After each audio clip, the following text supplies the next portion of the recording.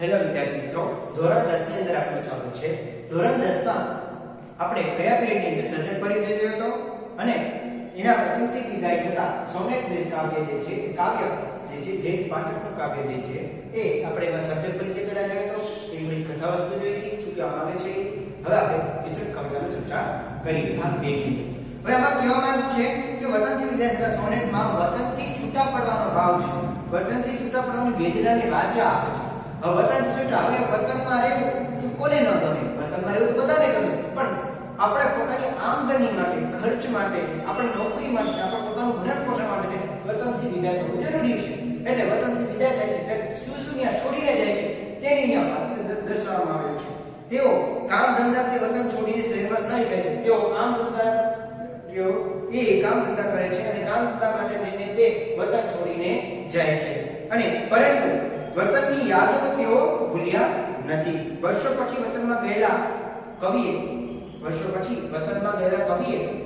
કવિને વિદાય લેવાની ઘડી આવી ત્યારે વતનની તમામ પ્રકૃતિ માનવીને છોડતા દુઃખ થાય છે। તમામ પ્રકૃતિ સાથે તેઓ રહેલા હતા, તમામ માનવીઓ સાથે તેઓ રહેલા, દરેક સાથે સંબંધો સાચવતા, દરેક સાથે સંબંધોનું મહત્વ રાખતા, અને બીજું એક દરેક પ્રકૃતિ, દરેક જીવ માત્ર સાથે તેઓ સારો એવો લાગણી ભર્યો છે વ્યવહાર કવિનો એ અહીંયા વ્યક્ત થાય છે।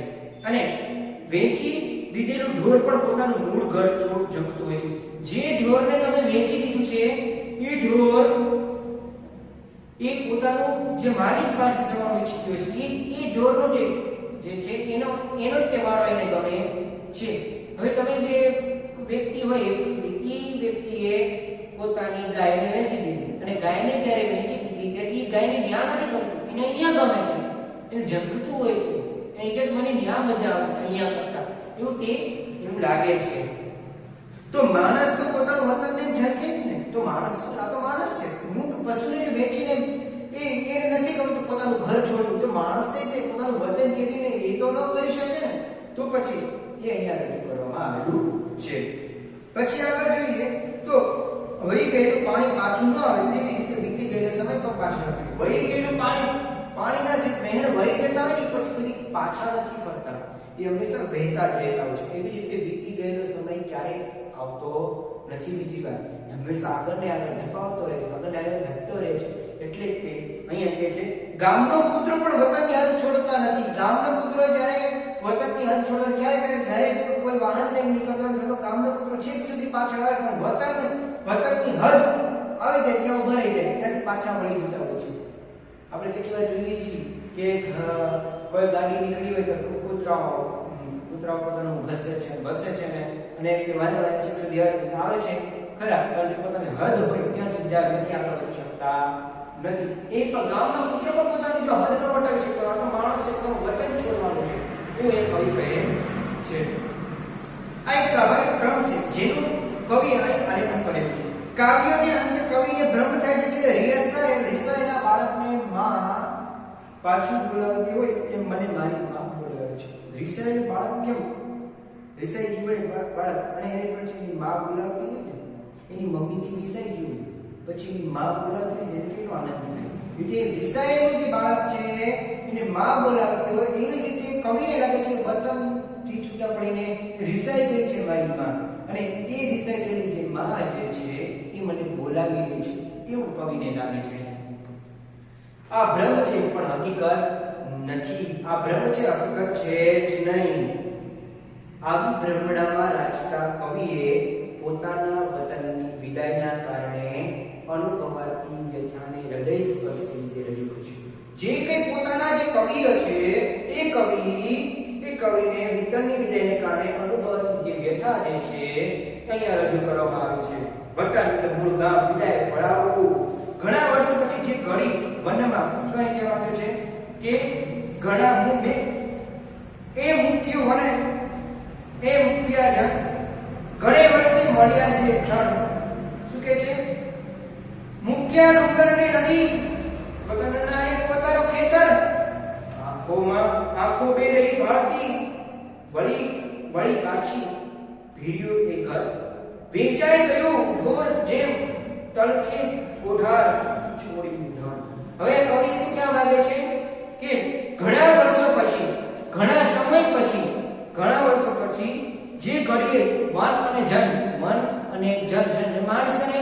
વનને, પ્રકૃતિને, ડુંગર અને નદીને, ખેતર અને કોતરને જોવા મળ્યા એ બધાને હવે છોડવાના દિવસો આવી ગયા છે. હવે એને છોડી દેવાની છે.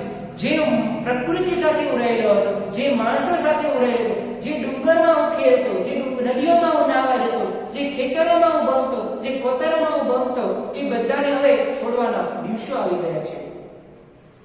બે આંખો પાછી વળી વળીને બંધ ઘરને જોઈએ છે. જ્યારે જ્યારે આપણે જતા હોઈએ છીએ ત્યારે ત્યારે આપણું ઘર આપણને સાજ કરે છે અને પછી તે આપણને બોલાવે છે. બે આંખો, એની જે આંખ જે છે વળી વળીને તે પાછું જોવે છે પોતાના ઘરને. એની યાદ તેને આવે છે, સાદ કરે છે, દિલ હરે છે, મને એ શાદ કરે છે. એ વતનની જે કવિતા જે છે એ કવિતા રાજેન્દ્ર સાહની જે કવિતા છે બહુ સરસ છે. સાદ કરે છે, દિલ હરે છે, એ મને સાદ કરે છે. એ વતનની જે કવિતા જે છે એ બહુ સુંદર કવિતા છે. તમે વાંચી લેજો, સરસ મજાની કવિતા રાજેન્દ્ર સાહની. કઈ જે સાદ કરે છે કાવ્ય, એમાં પણ વતનને લગતું જે કહેવામાં છે. વતન છોડીને જવું ગમતું નથી, છતાં પણ વતનને છોડવું પડે છે. અહીંયા પણ કવિએ કીધું છે વતનને બધી નદીઓ, ડુંગરો, કોતરો, જન, માણસ, પછી વન, વનરાય બધું જ આપણને તે યાદ આવે છે. બધું જ આપણને એ પ્રમાણે થાય છે અને એ પ્રમાણે યાદ આવે છે. એટલે પાછું આંખો જે છે બારણું જોવે છે, ઘર જોવે છે આંખો પાછું વળી વળીને. અને પછી કે છે જેમ છોડેલું ધન અને વેચાયેલું ગયેલું ઢોર કોઢારથી બંધાવેલું વ્યાકુળ બને. કોઢાર ઢોરને બાંધવા માટેની જગ્યા. કોઢારનો અર્થ શું થાય છે? કોઢાર એટલે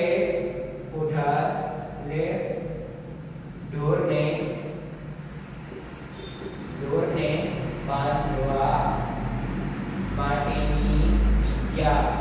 કોઢારનો અર્થ શું થાય છે? ઢોરને બાંધવા માટે. કોઢાર એટલે કે ઢોરને બાંધવા માટેની જગ્યા, એ કોઢાર કહેવાય. જ્યાં ઢોર બંધાય એને પણ બીજે વેચાઈ જાય પછી પોતાના જ ઘરમાં એને ગમે છે ત્યાં ગમતું નથી. આખી દેશ આપણે ભણીએ, આખું વસુદેવ કુટુંબ જ છે, કુટુંબ જ છે પ્રકારનું, છતાં પણ ઘરે આવી જાય એકદમ શાંતિ મળે છે. તો કે આપણું પોતાનું છે, કાંઈ બી ત્યાં રહેવાનું છે. બીજાના ઘરે આપણે જઈએ છીએ, બીજાને ત્યાં, તો એ બીજાને ત્યાં આપણે જઈએ છીએ, કેટલા દિવસ આપણે રહેવું ગમે? ગુજરાત રહેવું ગમતું નથી હોતું. બીજી દિશામાં ગાડો જતા રહે, ઘર સાદ કરે છે. એવી રીતે કવિને બહાર કામારથી જવાનું છે, કામારથી ધંધાર્થે જવાનું છે. એટલા માટે વતનથી વિદાય થવા માંગે છે અને વતનથી વિદાય થતા થતા બધું જ જોવે છે. વનની વનરાયો, માણસોની સાથે હળીમળાઈ રહે છે, જોવે છે, એની યાદ આવે છે. ખેતર અને ડુંગર અને ભમતા નદીઓમાં નાવા જતા બધું જ તેને યાદ આવે છે અને એવી જ રીતે એ બધું યાદ કરી છે. પોતાના ઘરને પાછળ વળતી વખતે જોવે છે અને અંતમાં કહે છે કે જેમ છોડાયેલું ધન જે છે એ વેચાઈ ગયું હોય, ગયેલું ઢોર હોય તે કોઢાર બંધાવા વ્યાકુળ હોય છે. તે પોતાના જ ઘરે બંધાવા વ્યાકુળ, બીજાના ઘરે જવા માંગતું નથી, એવું કહેવા માંગે છે. બીજી પંક્તિમાં છે કેડી આગળ જાય પાય અવળા, કેમ કરી ઉપડે આંખો જાય ભરાય વાટ, તરુની કાટાળી ડાળી નડે, હૈયું ઉજરડાય રક્ત ટશિયા ફૂટે ધીમેથી જમે, આગે વેપુરથી નદીની હજી આ આંગળીઓ રમે. હવે કવિ એ શું કહેવા માંગે છે કે વતનનું ઘર છોડી કેડી તરફ આગળ વધું છું, પણ પગ અવળા પડે છે. પગ અવળા, પાય એટલે પગ, પાયો એટલે પગ. આપણે ભાવનગરની ભાષા હોય ને, જે પગે લાગવા કે પાય લાગણા પગે લાગવું છે, પાય લાગણા ઓકે. ભાવનગર બાજુ પાય લાગણા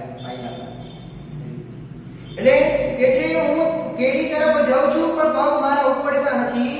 વતન છોડવા જવા માંગુ છું પણ પગ તે અવળા પડી જાય છે, પાછળ તેની તરફ ધકેલી જાય છે, એવું અહીંયા કવિ કહે છે. કેમ કરીને મહા મહેનતે આગળ ઉતરે છે, એમ કરીને મહા મહેનતે આગળ પોતાના પગ ધરે છે અને પછી આંખોમાં આંસુ ભરાય છે. રસ્તે જતા વૃક્ષની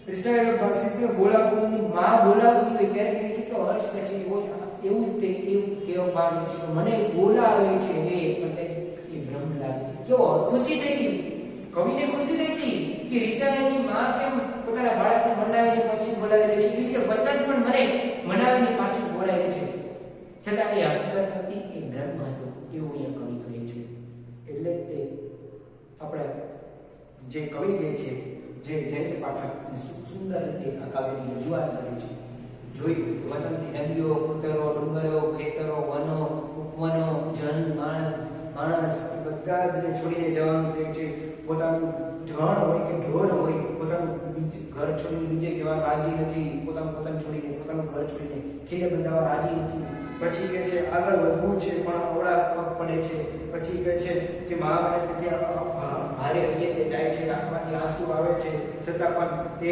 હિંમતથી જાય છે અને રસ્તે વૃક્ષમાં જે કાંટાળી કેળી આવે છે કાંટાળી કેળીમાંથી કાંટો વાગે છે કે લોહી નીકળે છે એ રીતે ભારે હૈયું રાખીને એનું હૃદયની વેદના જે થાય છે લોહી નીકળ્યા પછી એ વેદના હૈયામાં પણ થાય છે કે આ વતન છોડીને જવાનું છે એના માટે અને નદીની રેતની અંદર નદીની રેતીમાં સરસ્વતીની આંગળીઓ પણ ત્યાં રમ્યા કરે છે આનંદમય થાય છે અને છેલ્લે કે ચાલો જીવ હવે કાળનો સમય આવી ગયો છે તેનો સમય પાછો નહીં આવે એટલે આપણે વધવાનું છે વીતેલી સમય અથવા તો વીતેલો જે પાણીનું વહેણ છે એ પાછું નથી આવતું તો પછી આપણે પણ કાળના પંથની આગળ વધવાનું છે અને ફરી પાછું પ્રવાસમાં જવાનું છે બહાર ગામ જવાનું છે બહાર ને આંખમાં આંસુ લૂછી નાખો પછી વીતે ગયેલા સમયના ગુલામ બનીને આપણે ત્યાં જેમ પૂછ્યા વગર ચાલ્યા જવાનું એમ પૂછ્યા વગર ચાલ્યા જવાનું કૂતરો પણ પોતાની હદ છોડતો નથી એ પણ બહાર સુધી